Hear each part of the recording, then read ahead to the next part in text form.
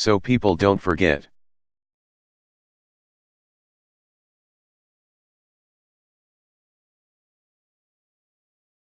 Friends and veterans, we cannot forget.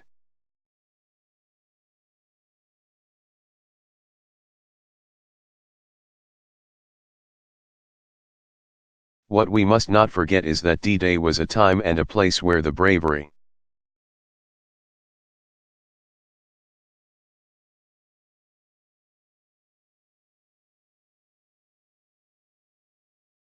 and the selflessness of a few was able to change the course of an entire century.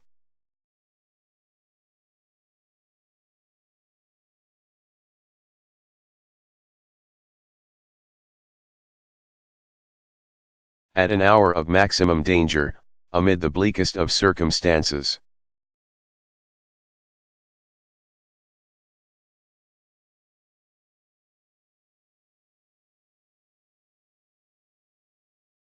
men who thought themselves ordinary found within themselves the ability to do something extraordinary.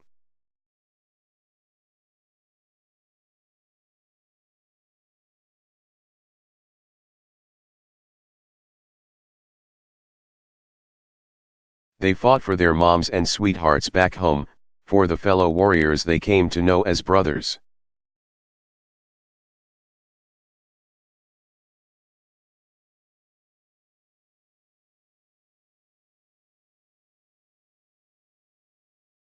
And they fought out of a simple sense of duty, a duty sustained by the same.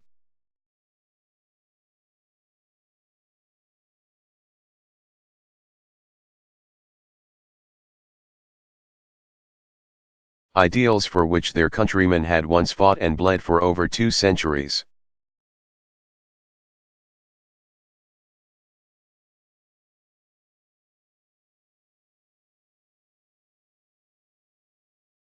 That is the story of Normandy, but also the story of America, of the Minutemen who gathered on a green in Lexington.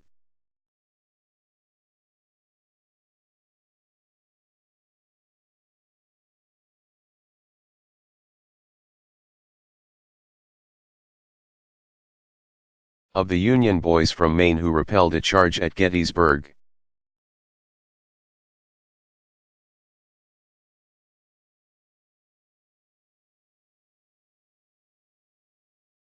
Of the men who gave their last full measure of devotion at Inchon and Keesan.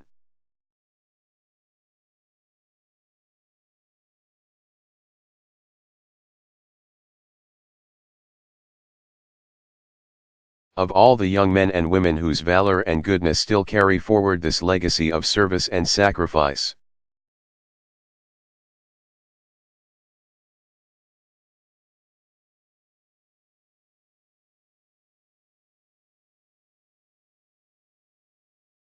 It's a story that has never come easy, but one that always gives us hope.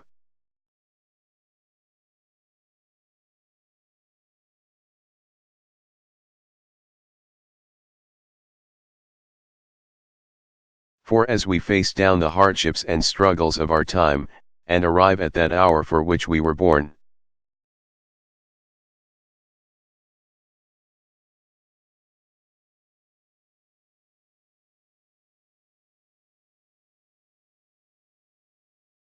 we cannot help but draw strength from those moments in history when the best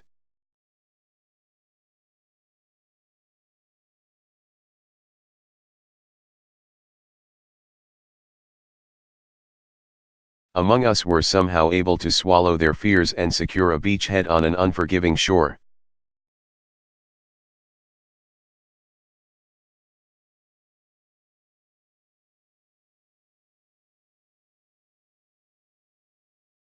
To those men who achieved that victory 65 years ago, we thank you for your service.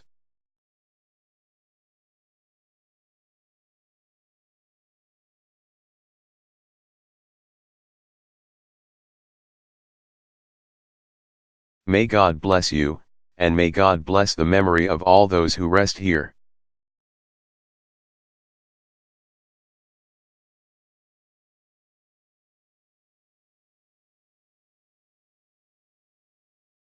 Barack Obama.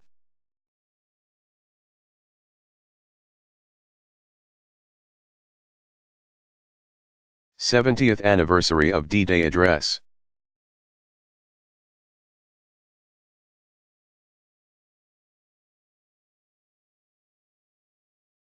Delivered June 6, 2014, Omaha Beach, Normandy, France.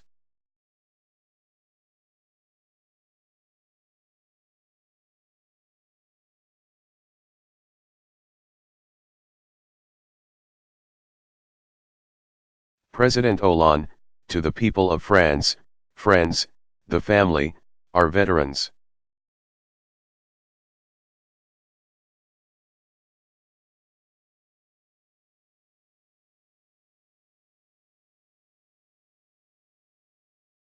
If prayer were made of sound, the skies over England that night would have deafened the world.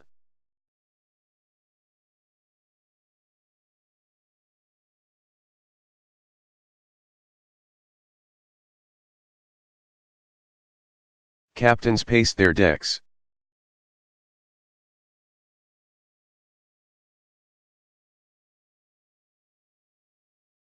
Pilots tapped their gauges.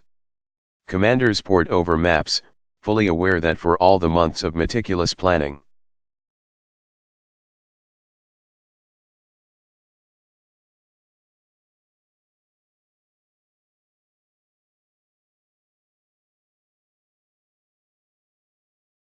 everything could go wrong: the winds, the tides, the element of surprise, and above all,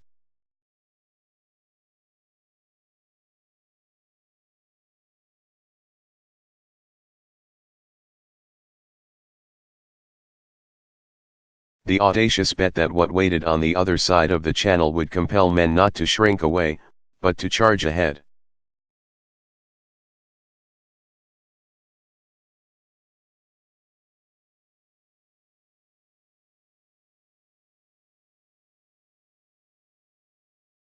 Fresh-faced GIs rubbed trinkets, kissed pictures of sweethearts, checked and rechecked their equipment.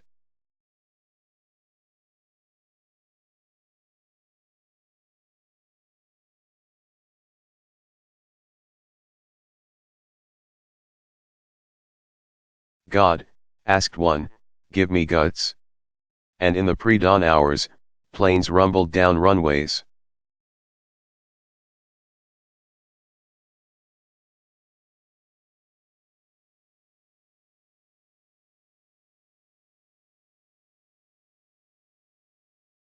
Gliders and paratroopers slipped through the sky, giant screws began to turn on an armada that looked like more ships than sea.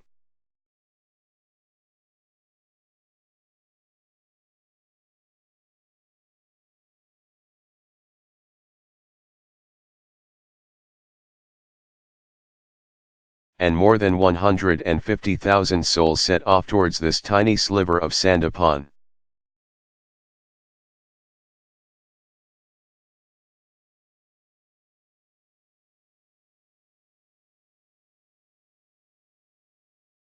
which hung more than the fate of a war, but rather the course of human history.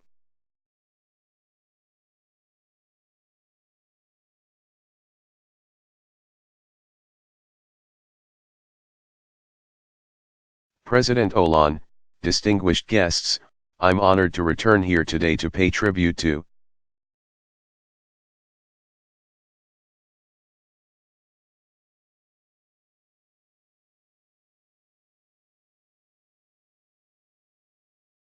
the men and women of a generation who defied every danger among them, our veterans of D-Day.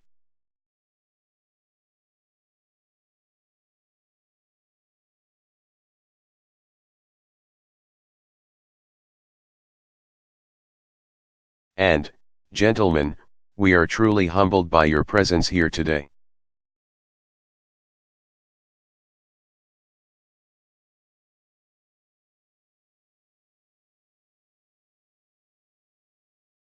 Just last week, I received a letter from a French citizen.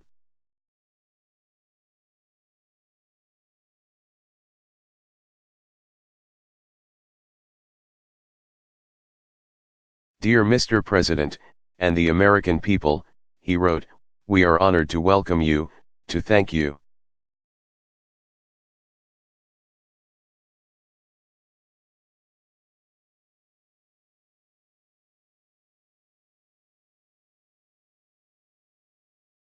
Again for all the pain and efforts of the American people and others in our common struggle for freedom.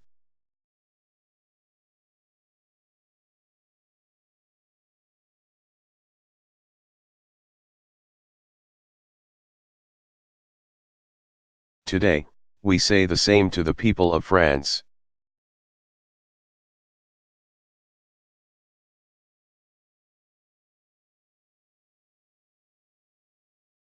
Thank you, especially, for the generosity that you've shown the Americans who've come here.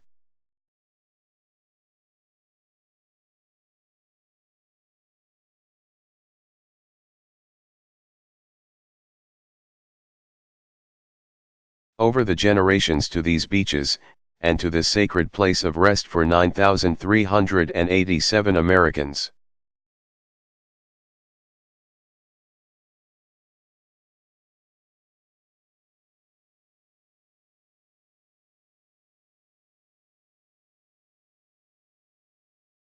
At the end of the war, when our ships set off for America, filled with our fallen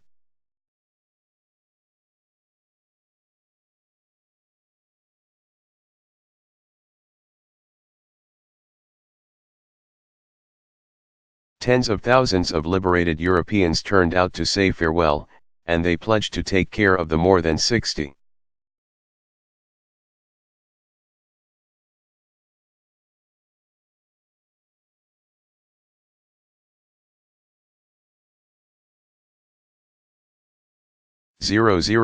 Americans who would remain in cemeteries on this continent.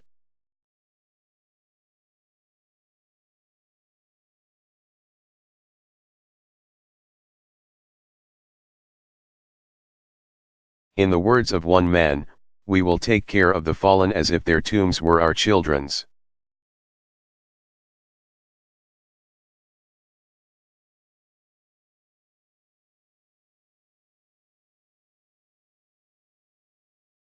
And the people of France, you have kept your word like the true friends you are. We are forever grateful.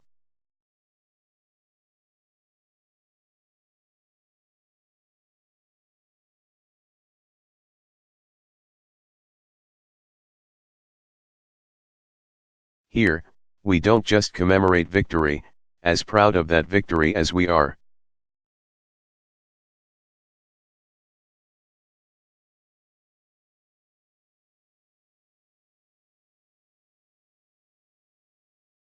We don't just honor sacrifice, as grateful as the world is.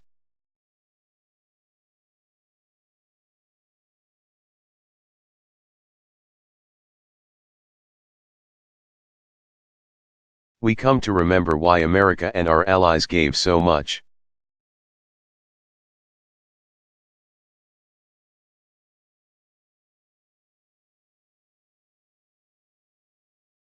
For the survival of liberty at its moment of maximum peril.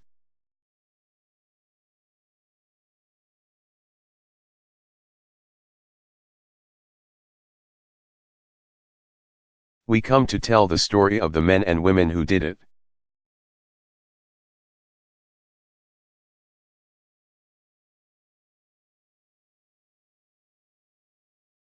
So that it remains seared into the memory of a future world.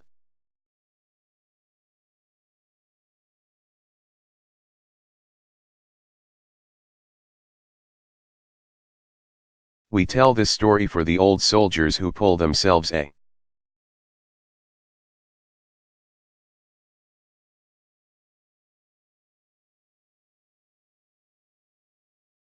little straighter today to salute brothers who never made it home.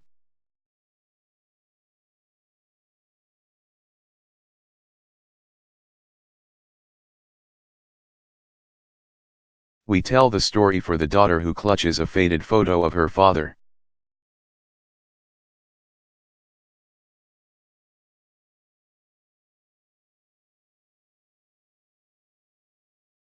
Forever young, for the child who runs his fingers over colorful ribbons he knows.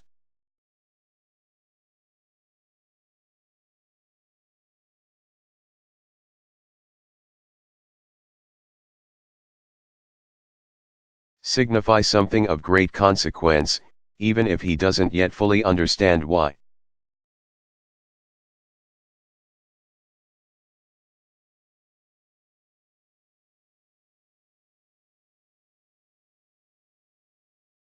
We tell this story to bear what witness we can to what happened when the boys from America reached Omaha Beach.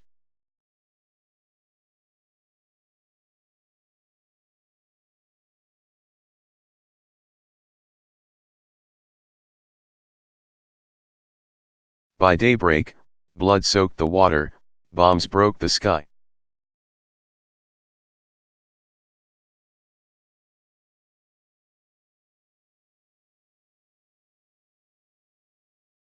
Thousands of paratroopers had dropped into the wrong landing sites, thousands of rounds bit into flesh and sand.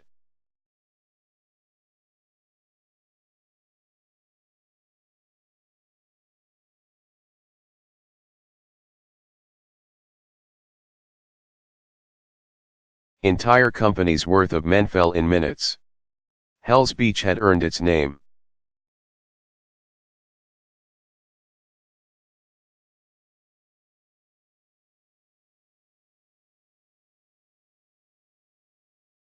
By 8:30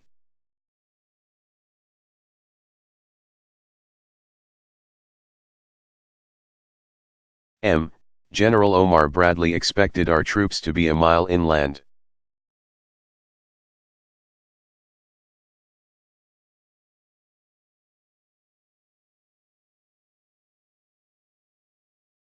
"6 hours after the landings," he wrote, "we held only 10 yards of beach.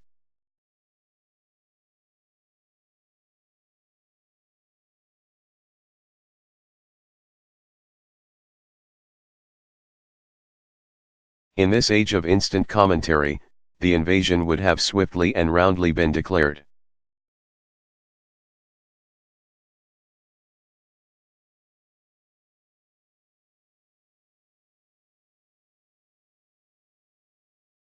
As it was by one officer, a debacle.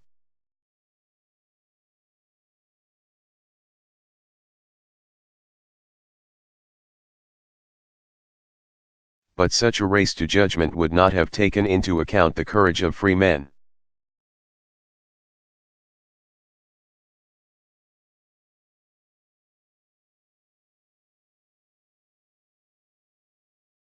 Success may not come with rushing speed, President Roosevelt would say that night.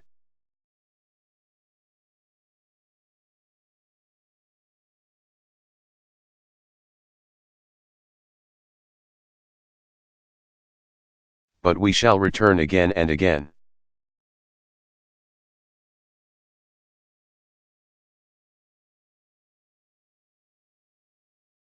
And paratroopers fought through the countryside to find one another.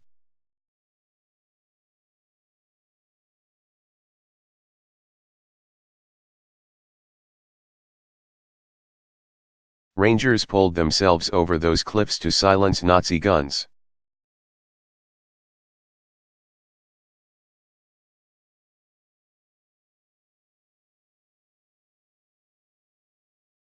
To the west, Americans took Utah Beach with relative ease.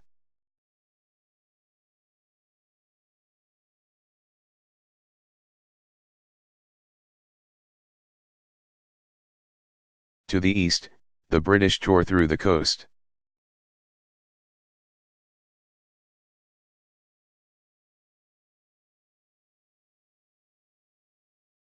Fueled by the fury of 5 years of bombs over London and a solemn vow to fight them on the beaches.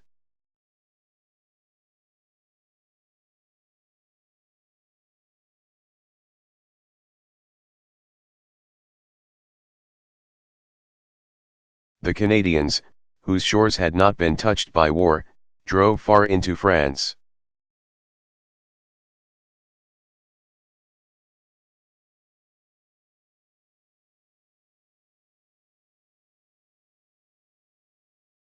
And here, at Omaha, troops who finally made it to the seawall used it as shelter where a general barked.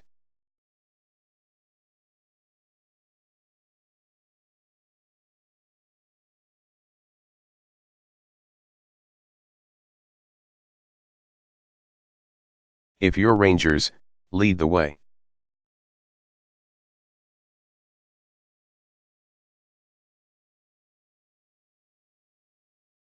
By the end of that longest day, this beach had been fought, lost.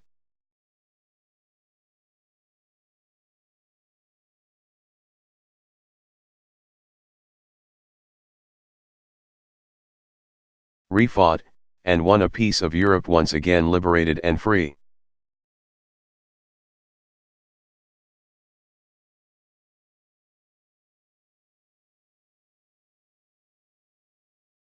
Hitler's wall was breached, letting loose Patton's army to pour into France.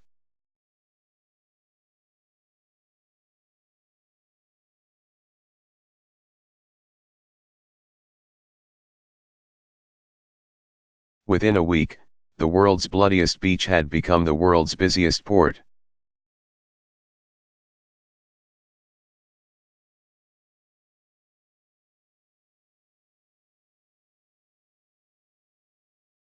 Within a month, 1 million Allied troops thundered through Normandy into Europe.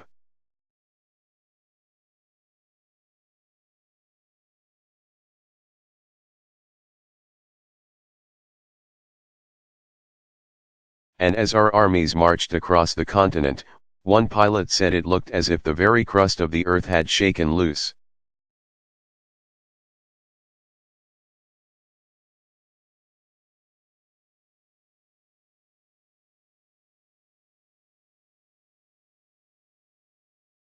The Arc de Triomphe lit up for the first time in years.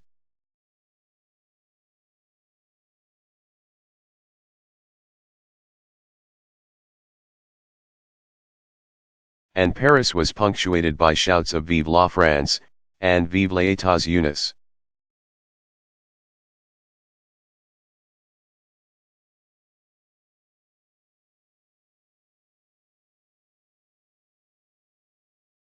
Of course, even as we gather here at Normandy.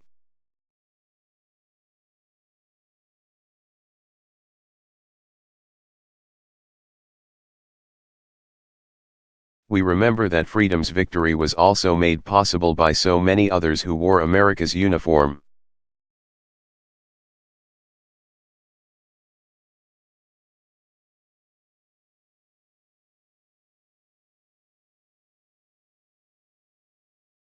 Two years before he commanded armies, Eisenhower's troops sliced through North Africa.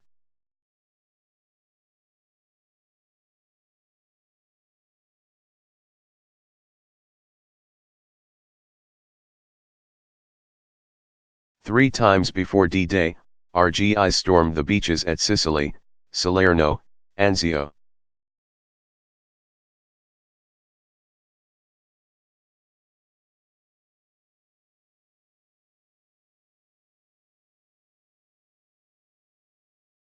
Divisions like the Fighting 36th brawled their way through Italy, fighting through the mud for months.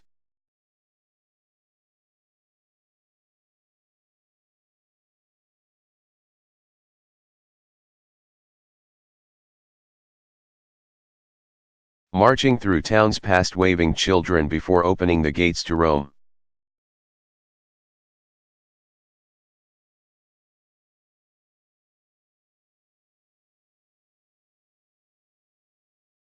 As the dog faces marched to victory in Europe, the devil dogs the Marines clawed.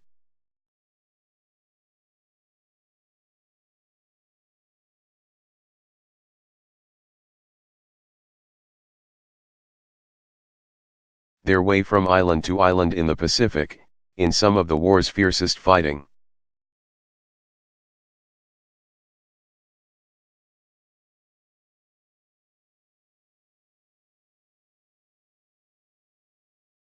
And back home, an army of women including my grandmother.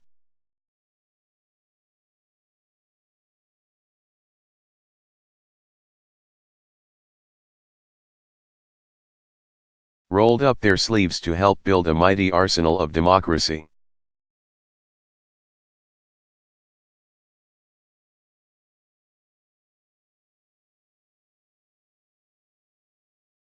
But it was here, on these shores, that the tide was turned in that common struggle for freedom.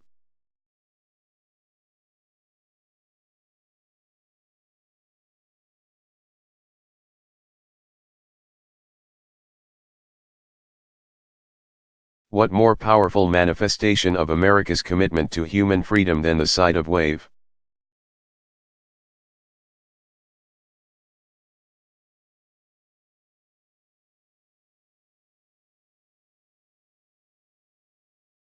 After wave of young men boarding those boats to liberate people they had never met?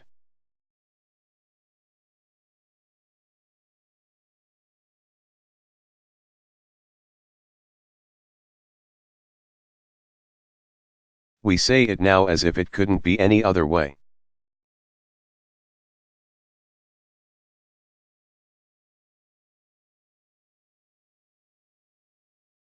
But in the annals of history, the world had never seen anything like it.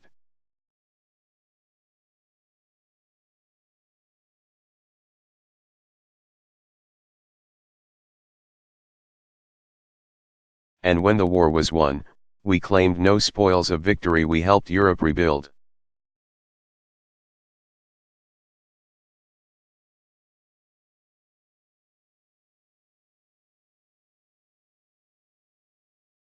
We claimed no land other than the earth where we buried those who gave there.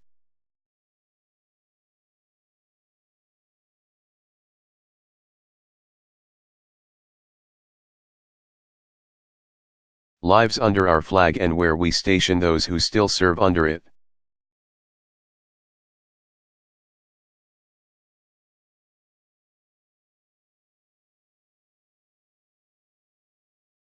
But America's claim, our commitment to liberty, our claim to equality.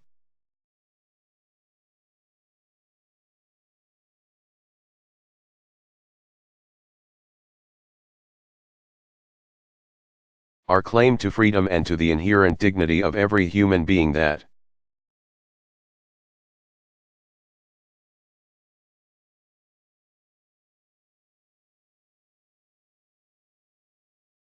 claim is written in the blood on these beaches, and it will endure for eternity.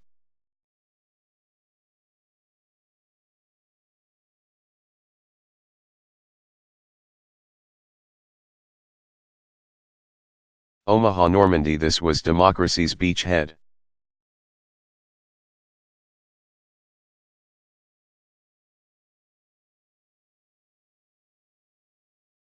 And our victory in that war decided not just a century, but shaped the security and well-being of all posterity.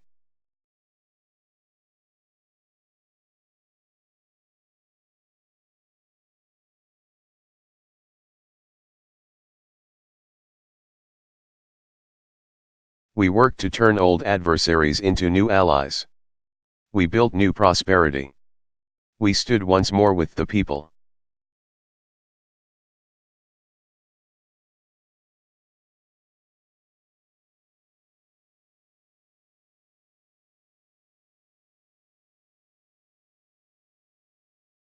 Of this continent through a long twilight struggle until finally a wall tumbled down, and an iron curtain, too.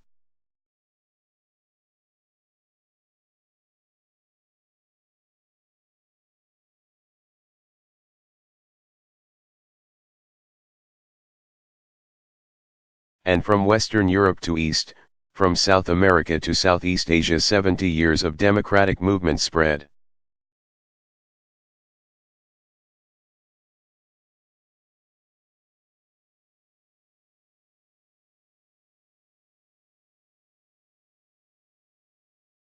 And nations that once knew only the blinders of fear began to taste the blessings of freedom.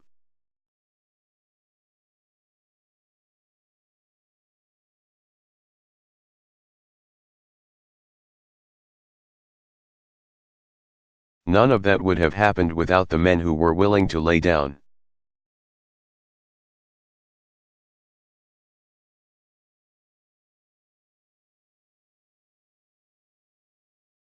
their lives for people they'd never met and ideals they couldn't live without.